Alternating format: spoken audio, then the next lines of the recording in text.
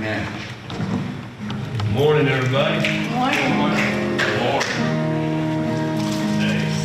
I've got a song this morning. I think I've done here once before, a couple times.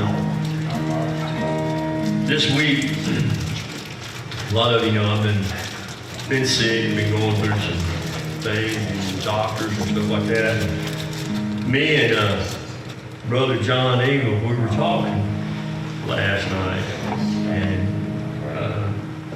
this song had been on me for a while, and I kept telling him, because he's dealing with stuff, everybody's dealing with stuff. And I said, have we just gotten to the point that we just can't be true Christians anymore? And he goes, what? I said, what are you talking about? I said, how many of us walk around and you don't walk around in doom and gloom and with your lip poked out and all that. But how many of us can be honest with ourselves and be honest with, other Christians instead of, instead of just trying to smile all the time. I said, even Jesus had his times where he was in a battle, and I said, I said his fleshly body took over. And I said one prime example is when he had Peter in him. Man, can y'all just stay awake a little bit and watch over me as I pray? And I said it wasn't so much he was wanting them to watch him pray. I said he was wanting them to guard him when he was at his most vulnerable.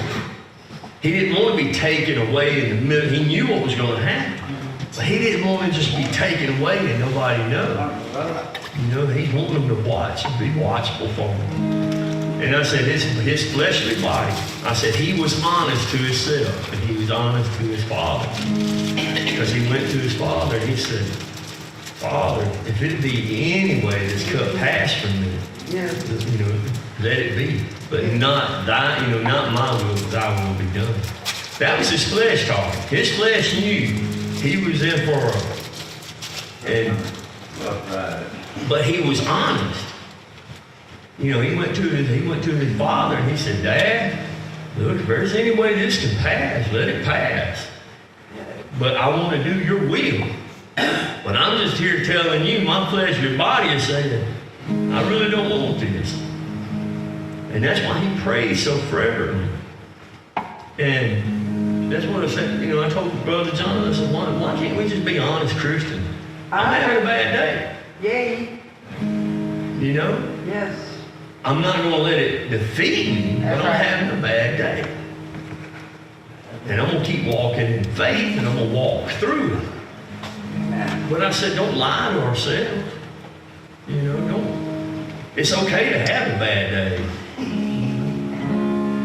And it's okay to have a bad day. And this song hit me, and I told him, I said, we all forget when we're having those bad days, just like Jesus all he had to do was go to the Father.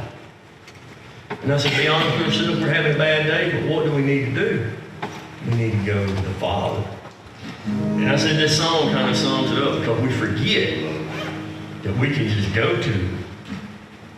We can just go to him and say, Lord, this is what's going on in my life. I think Pastor Dot, you got to be able to talk to him like a friend. Yes. Yes. Yes. Look, man, I'm really suffering here. I'm dealing with some things, and I don't know how to do it. And this song, they were there with him, and Jesus was there the whole time. And they couldn't see past the storm. They've been with him all this time. They've seen the miracles that he could do. They've seen the things that he could, manifest. But here he is. He's right there with them. And I would say probably not 15 foot away from them. And all they can see is the storm and the bad coming. And instead of going to Jesus and looking at him and seeing his guidance, and what his guidance was And Jesus, the storm might be raging out there and everything falling apart around you and everything falling down around you. But guess where Jesus was at? He was up there curled up asleep. And they couldn't see that. They could just see everything going wrong. Instead of just saying, you know what? Maybe we just need to go over and lay down next to him and go to sleep ourselves and we can just forget about all this stuff. 'Cause he ain't worried about it. Why should we be worried about it? And I guess that's what I was getting on this. And this song,